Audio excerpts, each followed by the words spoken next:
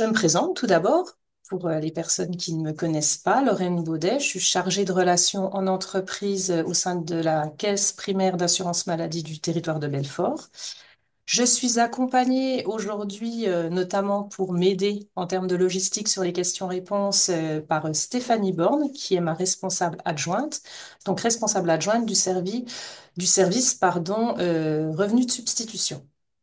Bonjour à Voilà. tous.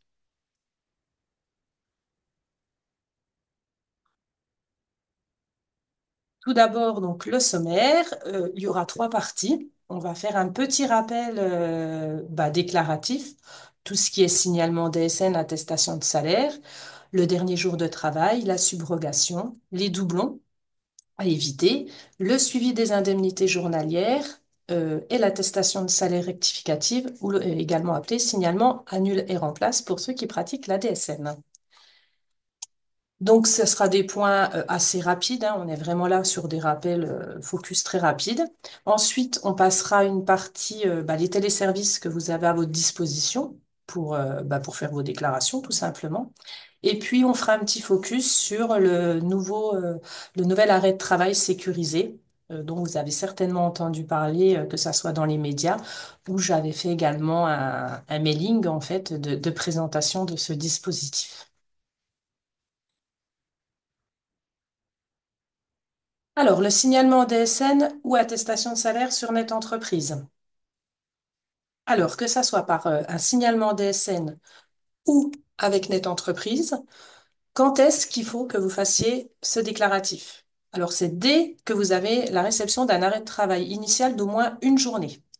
C'est-à-dire, vous n'allez pas attendre, oh ben, mon salarié est en arrêt 2 jours, c'est de la carence, donc je ne fais pas d'attestation de salaire. Non, dès lors qu'il y a une journée d'arrêt de travail, on fait une attestation de salaire via la DSN ou via Net Entreprise. Le pourquoi est assez simple, c'est-à-dire que dans certains cas, dans certaines pathologies, je ne vais pas m'étendre parce que ni moi ni vous sommes médecins et avons accès à ces données, la carence peut être payée. Voilà. Donc, vous ne le savez pas, et nous non plus, c'est le service médical qui se prononce à cet effet-là. Donc, du coup, dès réception d'un arrêt de travail d'au moins une journée, vous faites une attestation de salaire. Ça, vraiment, voilà. Vous faites également une attestation de salaire à chaque changement de risque. Là, j'ai mis entre parenthèses maladie-maternité, c'est un cas assez courant. Avant une maternité, une femme enceinte peut être en maladie. Elle est en arrêt maladie, ensuite elle est en arrêt maternité, changement de risque, nouvelle attestation de salaire. Et également lors du congé paternité, maintenant qui est bien ancré maintenant, hein, à chaque changement de période de fractionnement, une attestation de salaire. Voilà.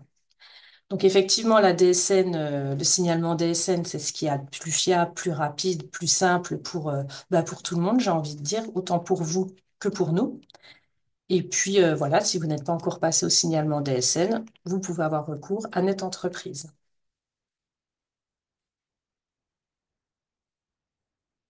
Cependant, on a recours également à Net Entreprise pour différentes raisons. Si éventuellement votre signalement DSN n'a pas fonctionné, dans ce cas-là, prenez contact peut-être avec votre éditeur de logiciel de paye, si par exemple un signalement ne fonctionne pas, ou tout simplement, vous pouvez avoir recours si le signalement DSN n'a pas fonctionné, parce que le salarié n'a pas assez d'historique, c'est-à-dire 12 mois, voire 3 mois de salaire, ça peut être un jeune, etc. Donc dans ce cas-là, on doit faire l'attestation sur Net Entreprise. Également, et pour les temps partiels thérapeutiques, à l'heure actuelle, effectivement, on ne peut pas faire les attestations de temps partiel thérapeutique via un signalement DSN. Et puis, troisième possibilité pour utiliser Net Entreprise pour les attestations, c'est si effectivement un compte-rendu ou un bilan de notification vous y invite. Compte-rendu de notre part ou voilà, si on a besoin d'autres éléments pour faire le paiement, une nouvelle attestation, notamment rectificative. Mais comme vous l'avez vu en préambule, effectivement, on va y venir sur cette attestation rectificative. L'idéal pour faire votre signalement DSN ou votre attestation via Net Entreprise, c'est dans les 48 heures suivant la réception de l'arrêt de travail. La date de dernier jour de travail est indiquée sur l'attestation de salaire. Nous allons passer à cette partie-là. Alors, c'est une date très importante. C'est pour ça que souvent j'en parle quasiment à tous mes webinaires ou quand je me déplace en entreprise. Pourquoi? Parce que c'est à partir de cette date, effectivement, que l'assurance maladie va examiner les conditions d'ouverture de droit. C'est à partir de cette date qu'on détermine la période de référence et c'est également à partir de cette date indiquée qu'on va débuter, nous, l'indemnisation. Alors, en règle générale, la date de dernier jour de travail correspond à la veille de l'arrêt de travail, que ce soit un dimanche, un congé payé, un RTT, un samedi, peu importe, c'est la veille. Votre salarié est en arrêt le lundi matin, date de dernier jour de travail à indiquer, ça sera le dimanche. Petite précision, toute journée de travail commencée, c'est-à-dire votre salarié vient au travail le matin et puis va chez son médecin, pardon, dans la journée. Il lui met donc un arrêt à compter du jour où il est venu, hein. La date de dernier jour de travail, ça sera ce jour-là, parce qu'elle est due par vous, employeur. Donc voilà les règles générales. Il y a différentes situations effectivement qui peuvent se présenter à vous. J'ai dans la diapo suivante présenté quelques cas particuliers. Je ne les ai pas tous effectivement détaillés, mais il y a des cas particuliers que vous rencontrez et que nous rencontrons également du coup en caisse primaire où ça peut poser quelques problèmes. Euh, Notamment en cas d'enchaînement d'arrêt de travail consécutifs de différentes natures. Je reprends également, parce que c'est le plus parlant, je dirais, comme ça. Différentes natures, c'est maladie, maternité. Là, s'il n'y a pas de reprise de travail, il convient de conserver le même dernier jour de travail sur toutes vos déclarations. Voilà. Également, un autre cas particulier que l'on rencontre souvent, en cas d'enchaînement d'arrêt de travail non consécutif. Par exemple, deux arrêts de travail cochés initial. Donc là, c'est un nouveau signalement, une nouvelle attestation de salaire et bien entendu une nouvelle date de dernier jour de travail à chaque attestation de salaire pour chaque prescription. Et puis également un cas qui pose beaucoup de questions. Et c'est pas du cas par cas, mais en tout cas, il faut voir les dossiers effectivement pour pouvoir répondre précisément à différentes questions. C'est en cas d'enchaînement de période d'arrêt à temps complet, à temps complet, temps partiel. Ça arrive. Donc là, le dernier jour de travail est indiqué sur l'attestation de salaire temps partiel thérapeutique, quand il suit un arrêt temps complet. Ça restera le même que celui fixé pour l'arrêt à temps complet. Voilà pour les quelques cas particuliers. Je sais bien qu'il y en a d'autres, mais c'est vrai que j'ai souhaité détailler ces trois-là, car c'est les trois où moi, personnellement, j'ai beaucoup de questions de votre part dans un premier temps, et où mes collègues qui liquident les dossiers ont le plus de soucis à avoir des attestations des fois conformes. Donc voilà. La subrogation. Donc la subrogation, ça c'est pour les entreprises qui pratiquent la subrogation. Donc la subrogation, pour faire rapide, hein, c'est-à-dire que nous, Excuse-moi, Lorraine, je me oui, permets de te couper oui, puisqu'on a, dis-moi. on a deux questions du coup sur les Ouais, sujets précédents. d'accord, très bien. La première question porte plutôt sur le fait d'envoyer une attestation de salaire en cas de congé pathologique qui précède du coup la maternité. Mhm. Est-ce qu'il faut réaliser une seule attestation de salaire ou deux bien distinctes? Non, pour le congé pathologique, si vraiment il est précédent au congé maternité, qu'il n'y a pas de reprise de travail, etc., là, vous pouvez faire qu'une attestation maternité. Cette attestation de maternité va nous permettre de payer donc les 14 jours de congé maternité, pardon, et enchaîner derrière sur la maternité. Voilà. Il peut arriver que le médecin, de toute manière, prescrive effectivement le congé pathologique, je ne sais pas, 2 mois avant la maternité. Ça arrive, hein. Ou même il peut le découper, ce congé pathologique. Donc là, effectivement, vous faites une attestation maternité. Puis quand vous arrivez au réel congé maternité, là, il y a une nouvelle attestation de salaire qui doit être faite. J'espère que j'ai été claire. Je détaillerai sur le congé maternité dans la foire aux questions tout ce qui est effectivement quand Je ne vais pas le détailler ici, mais effectivement, on peut avoir du congé pathologique de prescrit qui ne couvre pas l'ensemble de la période, c'est-à-dire que c'est 14 jours. Et puis finalement, la dame ne reprend pas le boulot, donc nous, on va basculer en arrêt maladie. Et là, souvent, on vous sollicite pour une nouvelle attestation de salaire. Je vais pas vous embêter, vous embrouiller avec ça, mais je vais le détailler dans la foire aux questions, vraiment avec une frise et savoir à quel moment vous faites telle attestation de salaire lors de maternité, maladie, pathologique. Merci Lorraine. Ouais. Une seconde question concernant le DJT. Mhm, Comment donc tu en as parlé, hein, si le salarié commence sa journée de travail et se rend chez mhm, son médecin dans l'après-midi mhm. et que son arrêt de travail est prescrit le jour même, quel est le DJT à renseigner? Alors, si l'arrêt de travail est prescrit le jour même, le dernier jour de travail, ça sera le jour où il a travaillé. Je vais donner un exemple concret. Votre salarié vient au travail le lundi. Il part à midi, va chez le médecin le lundi 13 septembre, je dis n'importe quoi. Et le médecin fait effectivement une prescription à compter du 13 septembre. Étant donné qu'il a commencé sa journée de travail, le dernier jour de travail à renseigner sera le 13 septembre. Cette journée-là est due par l'employeur, en fait. Je sais pas si c'était, je pense, l'objet de la question. Si je pense, Ouais. effectivement. Ouais. Et une dernière question, du coup, Mhm, qui est arrivée entre-temps. Pour une maladie ordinaire qui commence en cours de journée de travail, donc le même cas de mhm, figure, mhm, le jour de carence est donc le lendemain. Nous devons mhm. payer l'agent sa journée complète, même s'il est venu 2 heures. Là, là, je botte en touche et je vous dis que ça dépend des conventions collectives. C'est-à-dire que, après, ça à voir, mais nous, en tout cas, cette journée de travail commencée, nous n'allons pas l'indemniser du tout. C'est-à-dire qu'on va reprendre mon exemple du lundi 13 septembre. Il va chez le médecin en cours de journée. Nous, on va débuter les jours de carence 14, 15, 16. D'accord? Donc, le 13 septembre, c'est à vous de le payer.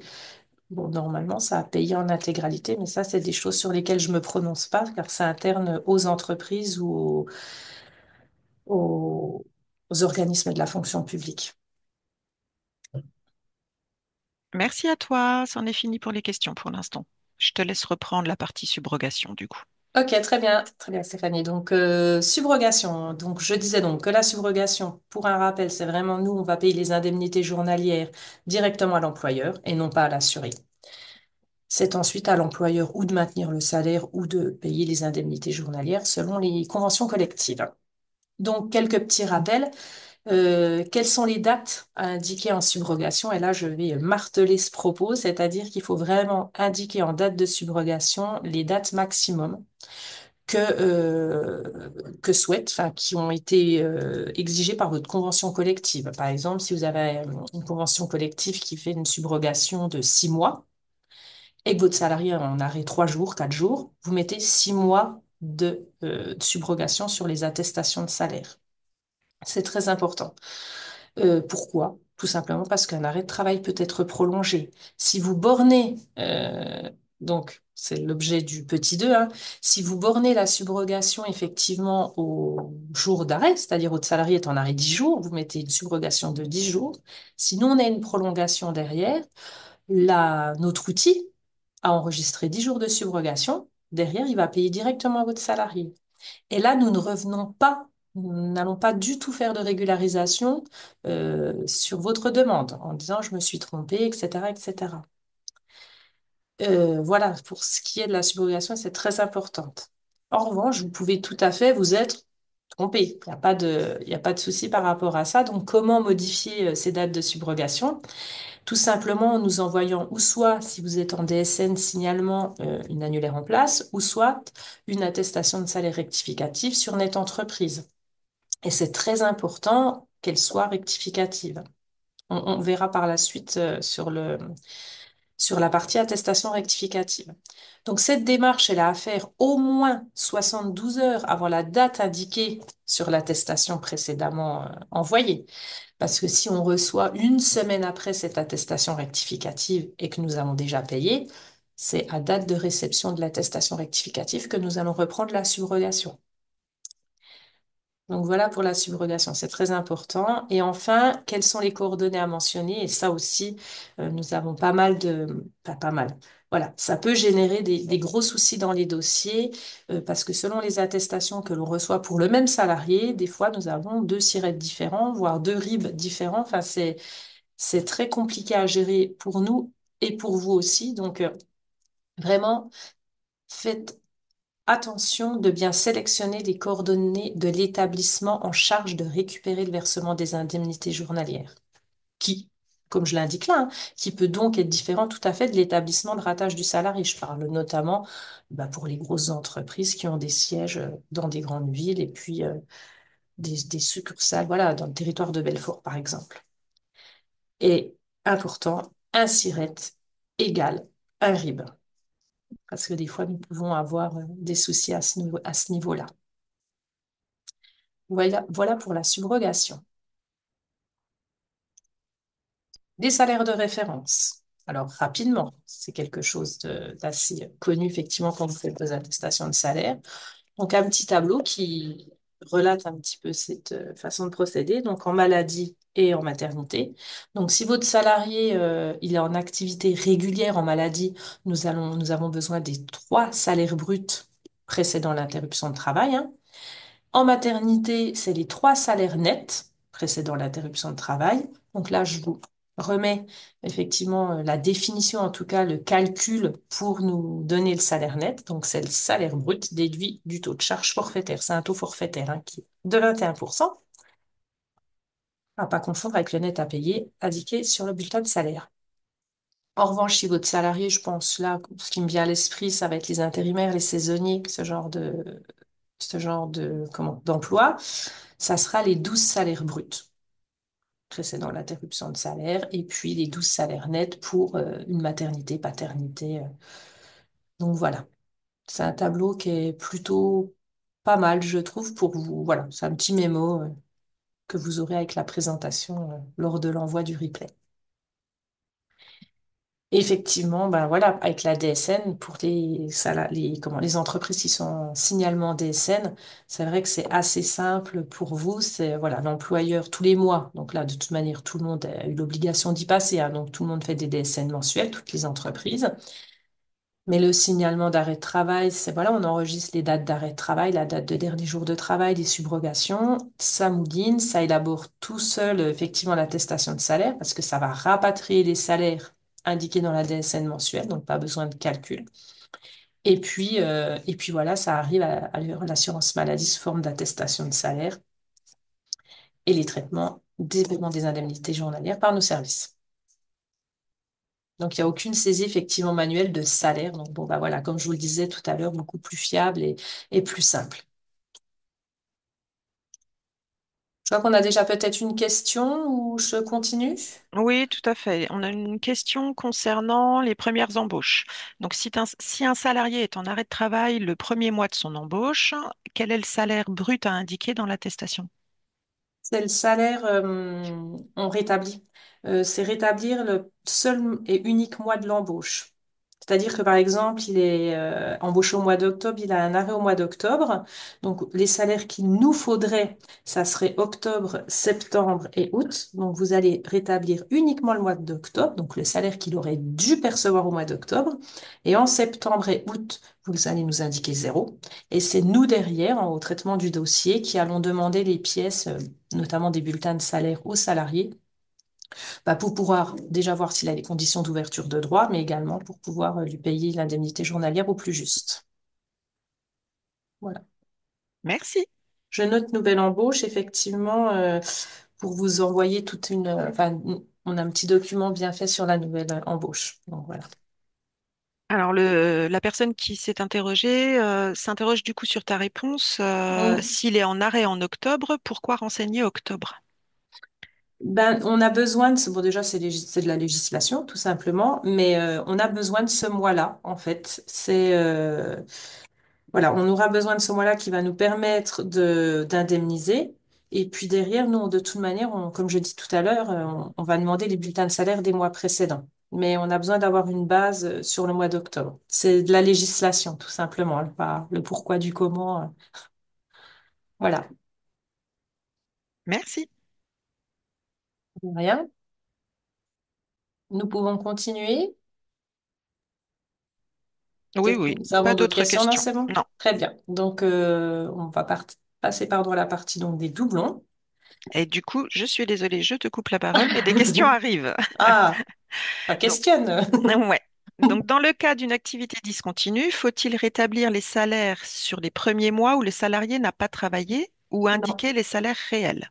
Salaire réel dans une activité discontinue, hein. Vous allez nous mettre les 12 mois. Si vous n'avez pas, s'il n'a pas eu d'activité sur certains mois ou les mois précédents, vous mettez bien zéro. Et vous allez remplir exclusivement les mois, je pense à un intérim par exemple, voilà, il a travaillé que 2 mois dans les 12 mois précédents, vous mettez que les 2 mois de salaire. De toute manière, dans les catégories socioprofessionnelles discontinues, nous demandons obligatoirement les bulletins de salaire. Donc voilà, pas besoin de rétablir les mois où il n'y a rien du tout. Mhm. Et d'autres précisions à nouveau sur les premières embauches concernant le salaire du mois d'octobre dans Mhm. l'exemple précédent, où effectivement les personnes s'interpellent puisque le mois d'octobre n'étant pas demandé dans le remplissage des salaires, ça pose souci. Donc ce que je propose moi, c'est que dans le cadre de la foire aux questions, on vous adressera des exemples, que ce soit en accident de travail ou en maladie en termes d'arrêt de travail sur une première embauche, et comment on vous donnera des exemples précis à ce moment-là. Quels sont les Ouais. mois à renseigner à zéro, Mm. quels sont les mois à rétablir, et comme ça, vous aurez des exemples spécifiques. Ouais, les exemples concrets, exactement, oui. Et cette fois-ci, c'en est tout, tu peux poursuivre. Je Merci. peux poursuivre avec Ouais. mes doublons. Allons-y. Alors, les doublons à éviter. Vraiment, ça peut, chez nous, avec nos outils où effectivement les attestations vont être traitées parfois automatiquement hein, par notre outil quand elle est toute bonne, je dirais, ça peut effectivement faire des doubles paiements. Donc, éviter les doubles paiements, donc éviter les doublons. C'est par exemple des cas qu'on a déjà rencontrés. Vous effectuez un signalement d'arrêt de travail en DSN. Vous ne voyez pas vos indemnités journalières arriver. Vous nous refaites une attestation de salaire sur notre entreprise, par exemple. Également, nous recevons beaucoup de doublons, et ça c'est une réalité, entre le siège et l'établissement centralisateur. Se mettent peut-être pas d'accord et du coup on reçoit deux attestations en même temps par deux canaux différents. Donc faut vraiment être vigilant par rapport à ça. Très important. Donc là, je le rappelle, hein, bah voilà, déclarer en double, c'est vraiment un risque d'erreur. Pour relancer un paiement, l'idée, c'est de faire une réclamation en contactant, par exemple, enfin, contactant, pardon, le 3619, notre plateforme employeur. Je reviendrai sur la façon de nous contacter, nous, Caisse de Belfort, qui est un petit peu différente. Et puis, donc, un arrêt de travail, voilà, voilà, un signalement ou une attestation, pas plus. Pour le suivi de vos indemnités journalières, nous avons donc différents outils, enfin différents, le tableau de bord DSN. Donc soit vous y avez accès par votre logiciel de paie dans certains cas, soit par Net Entreprise. Donc ça vous permet de consulter ben, si effectivement votre signalement DSN, donc là c'est dans le cas d'une DSN, est bien parti, s'il est conforme.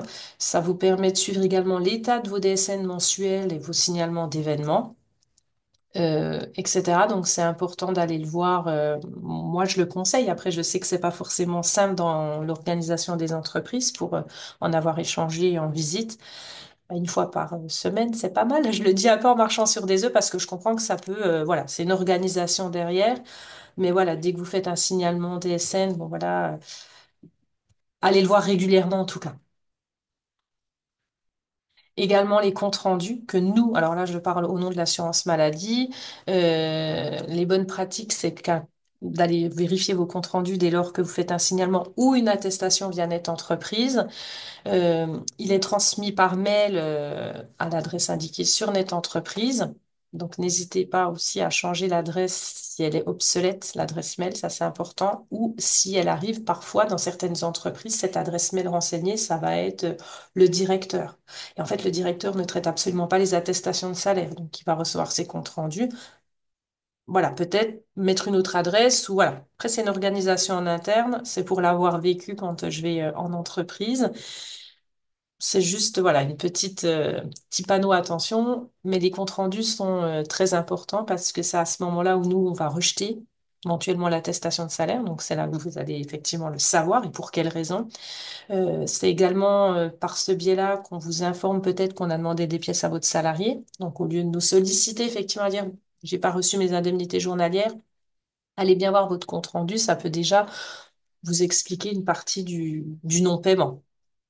Bien entendu, on est à votre disposition si c'est pas dans ces cas de figure, mais voilà, vraiment faire attention à ces comptes rendus. L'attestation de salaire rectificative dont on a parlé tout à l'heure est où donc le signalement d'ASN annulaire en place. Ça va être très simple. Quand, quoi, comment. Alors, quand faire une attestation de salaire rectificative, donc ou le DSN, signalement annulaire en place, tout simplement quand l'élément envoyé précédemment est erroné. Vous vous êtes rendu compte que vous avez effectivement fait une erreur en indiquant la date de dernier jour de travail. Il y a un salaire erroné, notamment sur Net Entreprise, étant donné que vous remplissez manuellement sur Net Entreprise. Les dates de subro, ce dont on a parlé tout à l'heure, ou une absence de salaire rétabli, ce genre de choses. Donc, comment faire pour nous indiquer que vous voulez changer effectivement un de ces quatre éléments? Donc, ça peut être un signalement annulaire en place en DSN. Voilà, vous changez la date de dernier jour de travail, et puis ça nous véhicule chez nous une attestation de salaire rectificative. Ou par le biais d'une attestation de salaire rectificative sur Net Entreprise, c'est à l'étape 3 sur Net Entreprise où vous pouvez cocher attestation rectificative et c'est très important. Je vous expliquerai tout de suite après pourquoi. Alors au niveau des salaires, un signalement DSN annulaire en place, c'est compliqué. Vaut mieux passer par Net Entreprise, tout simplement parce que, comme vous savez, il faudra corriger vos DSN mensuels avec les salaires avant de nous faire une annulaire en place. Donc ça retarde d'autant plus l'attestation de salaire reçue en caisse primaire et du coup, ça retarde d'autant plus le paiement des indemnités journalières. Je vous ai mis en capture écran, nous, comment une attestation rectificative donc arrive au sein de nos tuyaux, de nos outils, hein. Elle est cochée, attestation rectificative, qu'elle soit faite via un signalement DSN annulaire en place ou via Net Entreprise. Ce qui est très important, c'est que si ce n'est pas coché attestation rectificative, nous n'allons pas la prendre en compte. Nous la clôturons, tout simplement parce que c'est une pièce justificative, une pièce comptable qui nous permet de faire le changement dans nos outils. Changer une subrogation, changer un dernier jour de travail, etc. Donc, euh, donc voilà, soyez pas surpris si vous appelez une fois, oui, mais j'ai envoyé une attestation de salaire. Oui, mais t'es pas coché rectificative. C'est, c'est drastique, mais voilà, c'est des pièces comptables indispensables pour nous. Avez-vous des questions avant que l'on aborde la suite? Alors, Lorraine, il y a une petite question qui revient Mhm, sur le sujet précédent, à savoir la lecture des comptes rendus. mhm, Et la personne s'interroge si elle fait des signalements en des attestations DSN, mhm. est-ce qu'ils ont accès aux comptes rendus? Oui, tout à fait, ouais. Alors, je sais que sur certains logiciels de paie, j'ai rencontré des entreprises où il y a accès direct par le logiciel de paie. Alors là, je suis pas éditeur de logiciel, je peux pas vous dire comment. Sinon, c'est pareil, c'est sur Net Entreprise, il y a les comptes rendus qui vous arrivent, comme je vous le disais, par mail. Donc, pareil, par expérience, comme je vous disais, l'adresse mail à renseigner, mais vous recevez par mail le compte rendu, vous cliquez, puis vous avez effectivement si c'est OK, si ce n'est pas OK, etc. C'est des choses également que je peux pas extrêmement détailler là ce matin, mais on en parlera par la suite du webinaire où je peux tout à fait vous accompagner personnellement. On verra comment vous pouvez me contacter. Je peux me déplacer ou tout simplement faire une visio ou par téléphone, mais c'est des choses sur lesquelles on peut échanger plus profondément, je dirais. Merci à toi, pas d'autres questions pour l'instant. Donc, nous allons passer au téléservice.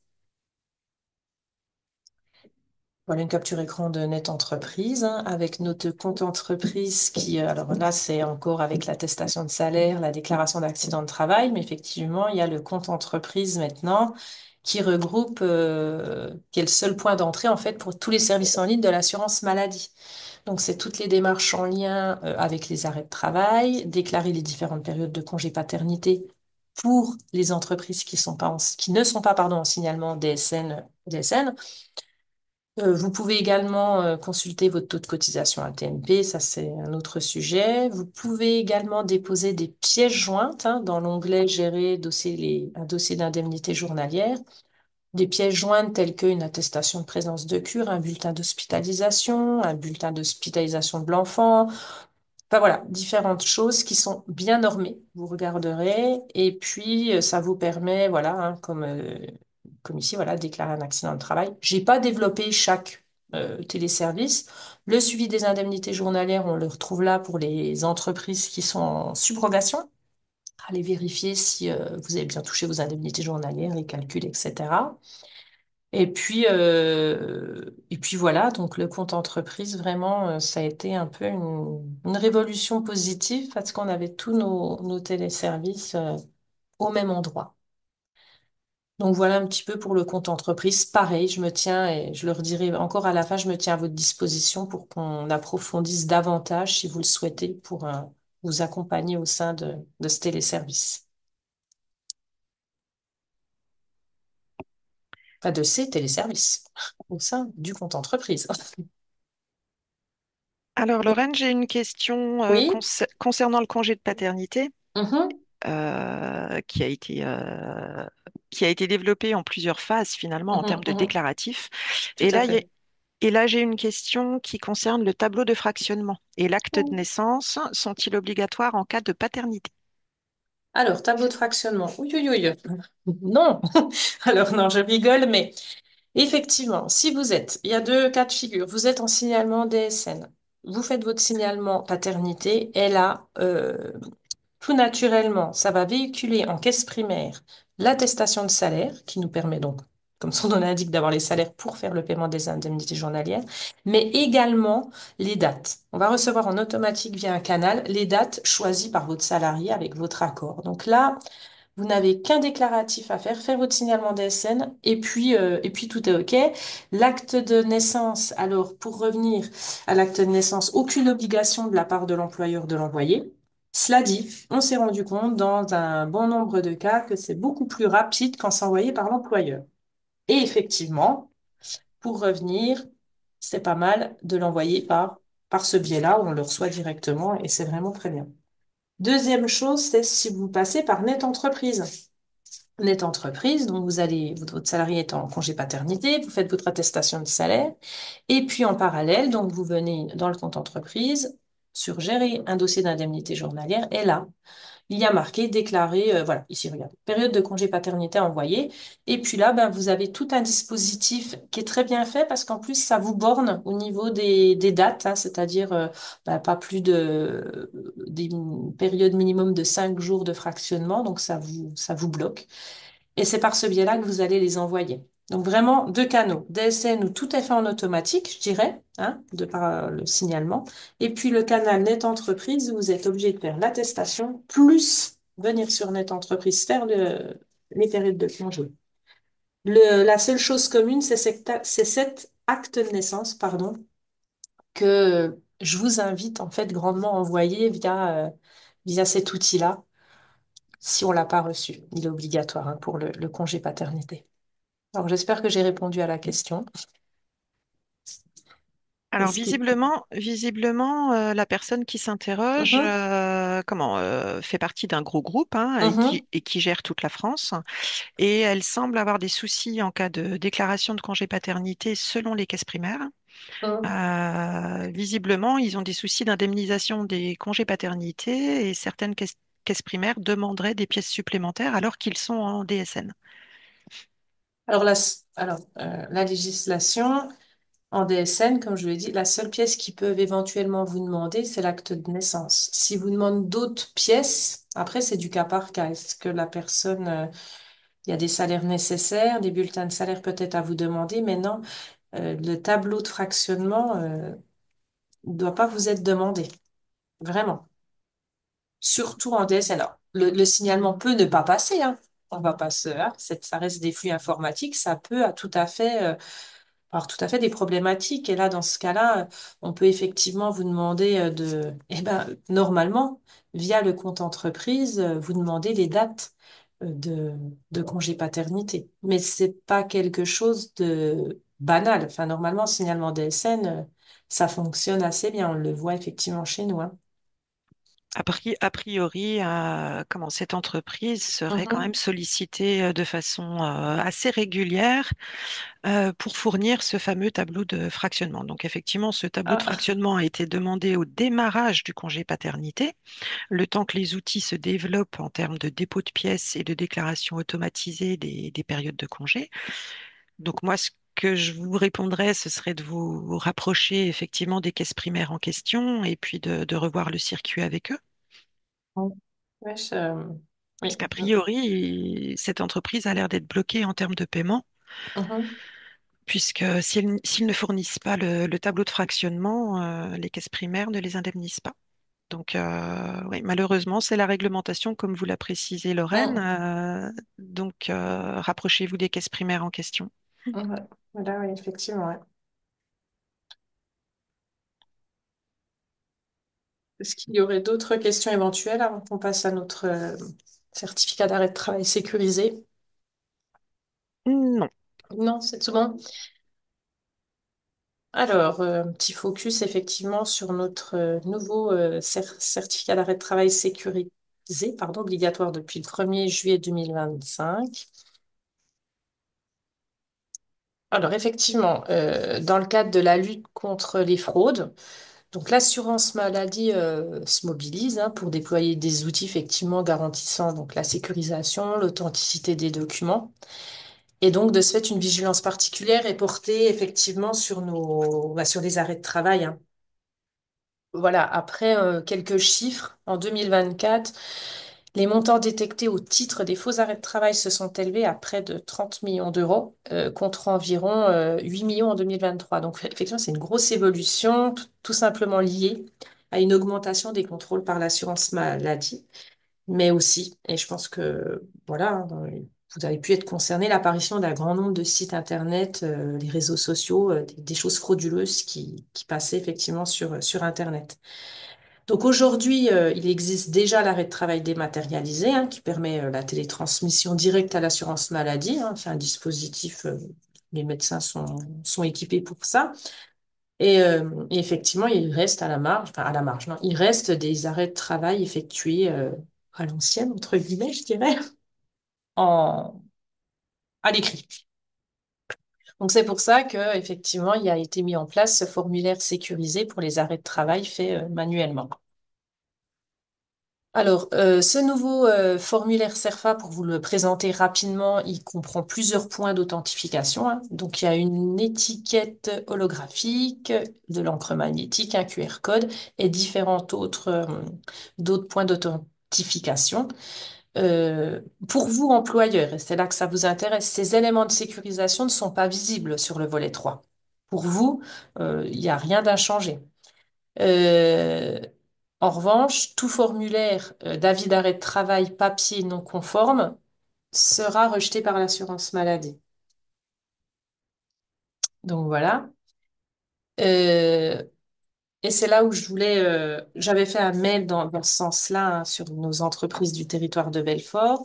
C'est que pour vous, finalement, il n'y a aucun changement pour la transmission des attestations de salaire. Parce que c'est vrai que j'ai beaucoup d'employeurs qui avaient des informations erronées par rapport à ça, qui rejetaient des arrêts de travail. Enfin voilà.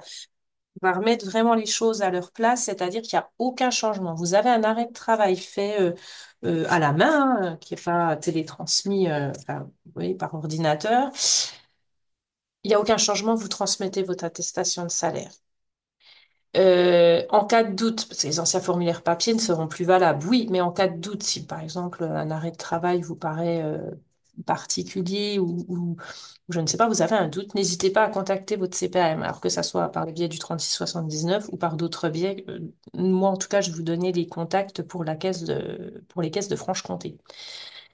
Si, par exemple, je ne sais pas, un professionnel de santé vous paraît, voilà, un peu, vous ne le connaissez pas, ou ça vous paraît suspect, il y a toujours effectivement l'annuaire santé pour voir si le praticien, pardon, exerce encore, ce genre de choses. Mais n'hésitez pas à vous rapprocher, de vos caisses primaires en cas de doute. Moi, le message que j'ai à faire passer par rapport à ces CERFA sécurisés, c'est qu'il n'y a aucun changement pour vous, en tout cas, en termes de transmission d'attestation de salaire. C'est nous, en caisse primaire, qui derrière allons voilà, selon les documents que l'on reçoit, faire ou pas des rejets, voilà, auquel cas. Donc voilà un peu pour le nouveau CERFA sécurisé. Je voulais un petit peu remettre les, une information au cœur de, voilà, de ce changement qui n'en est pas vraiment un pour vous en tant qu'employeur, en tout cas, en déclaratif. Je sais question à ce sujet. Alors, quelques interrogations, Hum, effectivement. La première étant, sachant que est-ce que nous serons informés que nous ne sommes pas payés des indemnités journalières car il s'agissait d'un CERFA non sécurisé au préalable? Non. Donc, je vais non. prendre la main, D'accord. effectivement, sur la réponse à apporter. Non, effectivement, vous ne serez pas informé du rejet du CERFA non sécurisé. À notre niveau, en revanche, la procédure en caisse primaire est de retourner ce CERFA non sécurisé aux assurés, avertir le médecin prescripteur en leur demandant d'établir l'arrêt de travail sur un CERFA conforme. Donc, l'impact pour vous en termes de paiement serait peut-être une indemnisation à peine retardée, le temps que l'assuré puisse nous fournir un CERFA sécurisé. En revanche, l'indemnisation se fera quand même sur CERFA conforme. Mais à la première réception, si on est en présence d'un CERFA papier ancien formulaire, effectivement, comment la réglementation veut qu'il ne soit plus recevable à notre niveau. Voilà. Et effectivement, du coup, moi, je renvoie sur l'intérêt de suivre vos bordereaux d'indemnité journalière. Comme ça, vous pouvez voir lorsque vous êtes payé ou pas, et puis auquel cas, effectivement, faire aussi des demandes. Après, non, comme le disait Madame Borne, vous ne serez pas avisé en direct. En revanche, votre salarié, lui, le sera. Hum, Donc, effectivement, si vous avez un retard de hum, paiement, si voilà, vous pouvez tout à fait vous rapprocher du salarié, sachant que nous, on lui aura réclamé une pièce conforme au préalable. hum. Exactement, Euh, oui. une interrogation ou en tout cas une affirmation sur une information que les entreprises ont pu avoir concernant les livraisons des nouveaux formulaires auprès des médecins. Alors effectivement, gros volume d'imprimés CERFA sécurisés que l'éditeur a dû honorer. Et les livraisons, pour certains praticiens, ont pu prendre un certain retard. En revanche, nous avons pu fournir de façon individualisée des formulaires sécurisés aux médecins qui en avaient besoin. Et pour l'heure, l'organisme en charge de l'édition de ces formulaires est en train d'honorer toutes les dernières commandes. Donc les livraisons sont toutes en cours sur le plan national. Très bien, merci. D'autres Une- questionnements à ce sujet? Oui, une dernière hein, qui est assez récurrente de la part des employeurs, effectivement, c'est de savoir s'ils sont informés lorsque l'arrêt est frauduleux. Alors, pour qu'un arrêt soit frauduleux, déjà, on ne peut pas vous le dire comme ça quand vous nous envoyez un arrêt de travail. Et un arrêt de travail frauduleux, nous, je vais vous donner notre procédure en interne pour être tout à fait transparent quand vous nous sollicitez pour une éventuelle fraude, hein, parce qu'avant qu'elle soit avérée, c'est une éventuelle fraude, nous allons faire un certain nombre de recherches, notamment avec notre cellule fraude. Et puis derrière, il y a différentes choses qui sont mises en place, mais vous n'allez pas être averti directement s'il y a fraude ou pas. Alors, Dis-moi si. si je me Voilà. trompe par rapport à Vous, ça, parce qu'il y a plusieurs étapes, effectivement. ouais. Alors, vous ne serez pas averti effectivement à l'arrivée de l'arrêt de travail en caisse primaire. Mhm. Là, nos équipes étudient comment l'imprimer pour savoir s'il est vraiment conforme ou non. Ensuite, toute une étude de fraude potentielle peut être menée à notre niveau. Et dans le cas où la fraude serait avérée, là, bien évidemment, vous serez prévenu. En revanche, tout le temps de l'investigation, tant que la fraude n'est pas avérée, non, vous n'aurez aucune information sur le sujet.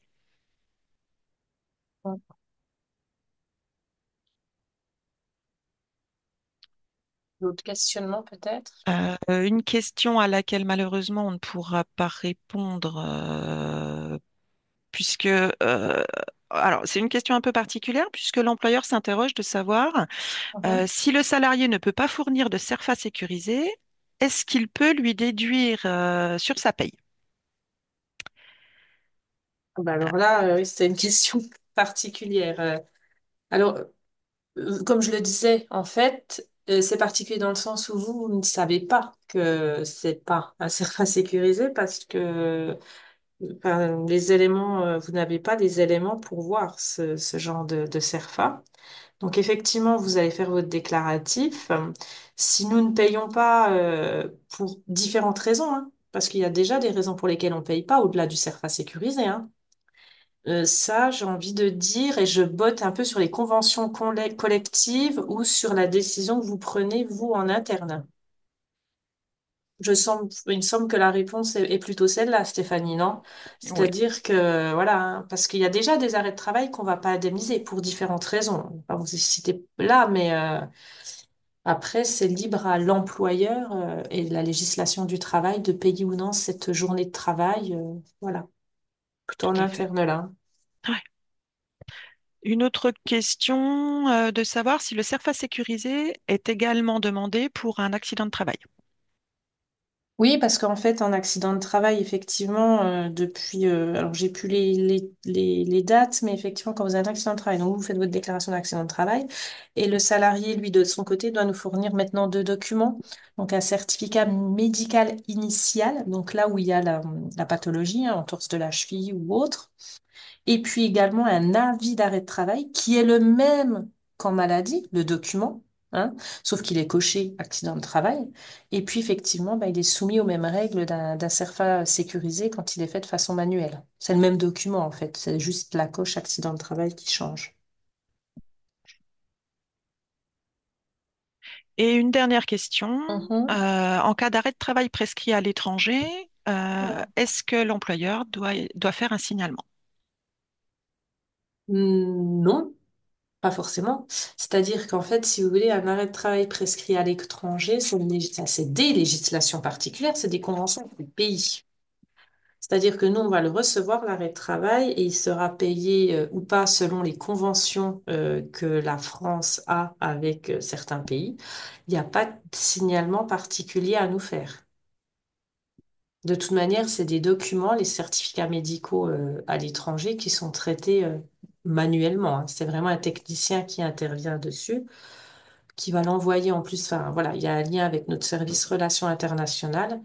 Et puis, de toute manière, c'est un document qui est étudié de près.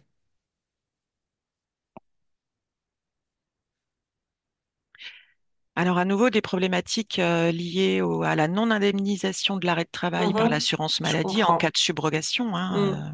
Ah ben ça, c'est la question récurrente, mais effectivement, s'il y a non-indemnisation, comme le disait Stéphanie Borne donc, tout à l'heure, c'est effectivement votre... Alors, dans le cadre du CERFA sécurisé, hein, on s'entend bien, le salarié, votre salarié, pardon, sera avisé, enfin, sera voilà, invité à revoir son médecin traitant et il aura le motif, lui. Donc après, si vous avez une indemnité journalière qui ne tombe pas, voilà, vous pouvez vous rapprocher de votre salarié. Mais nous, il n'y aura pas de notre côté.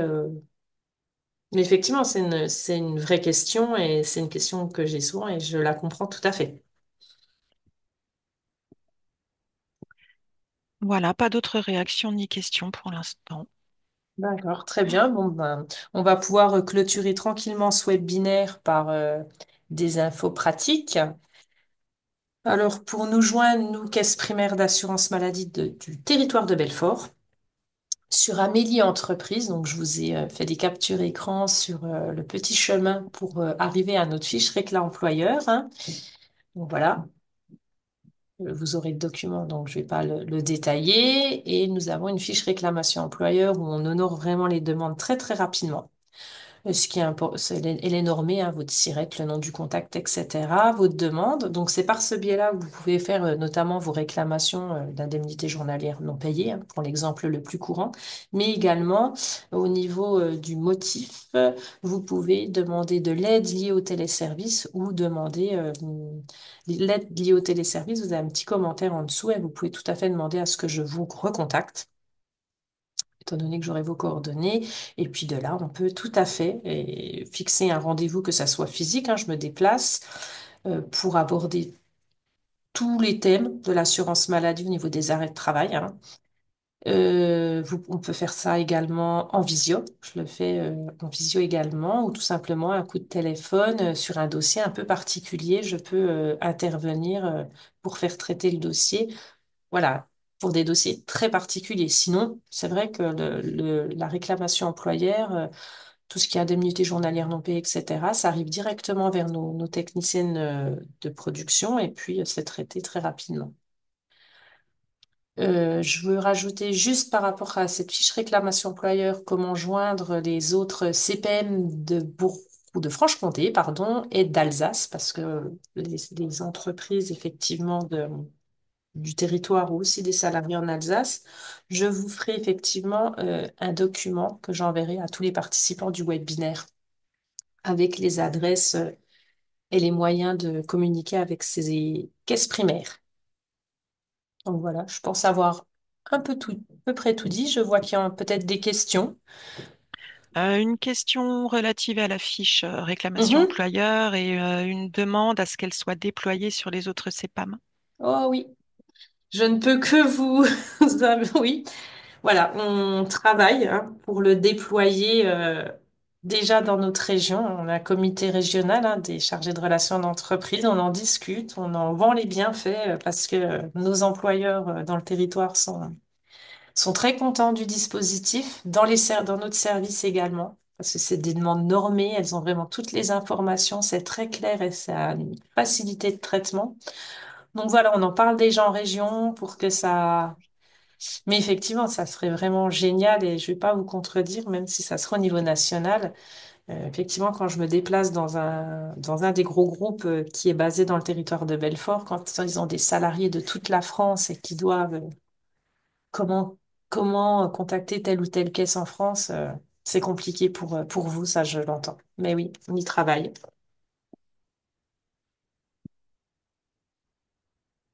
Donc voilà, je ne sais pas s'il y a d'autres questions, Alors là, des demandes.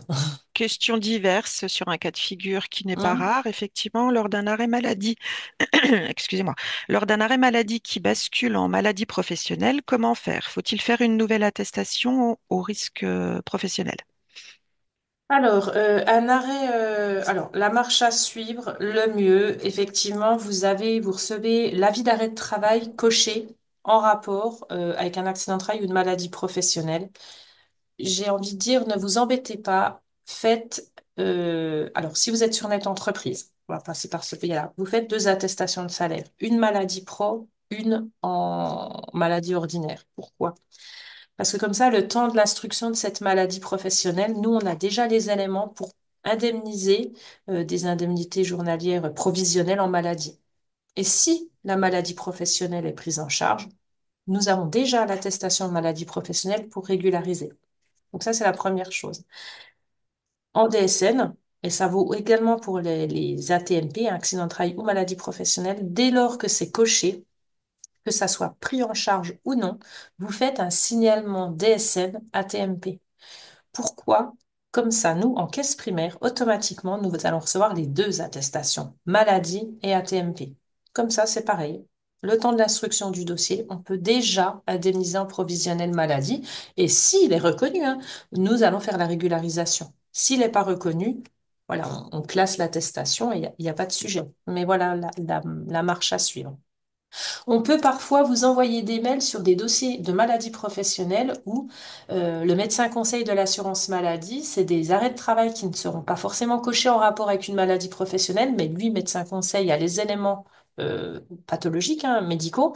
Il dit, ben, en fait, finalement, l'arrêt là, on va le mettre en rapport avec cette maladie professionnelle. Donc, je peux vous faire des mails en disant, voilà, l'arrêt du temps au temps est en rapport avec la maladie professionnelle, même s'ils nous transmettent, mais là, c'est une demande de notre part, de toute manière.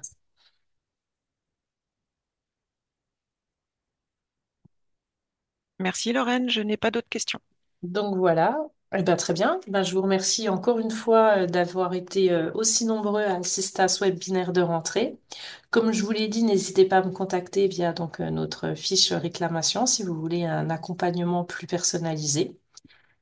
Et puis va se revoir. Je dirais, voilà, il y aura d'autres webinaires de proposer d'ici la fin de l'année sur différents sujets, mais je ne manquerai pas de vous en informer. En attendant, je vous souhaite une excellente journée à tous et puis à bientôt. Oui, belle fin de journée à tous. Et comme Lorraine vous l'a dit en début de webinaire, nous Mhm. vous adresserons le replay, donc l'enregistrement de ce webinaire, la foire aux questions, ainsi que le support de présentation. Au revoir. Bonne journée. Au revoir.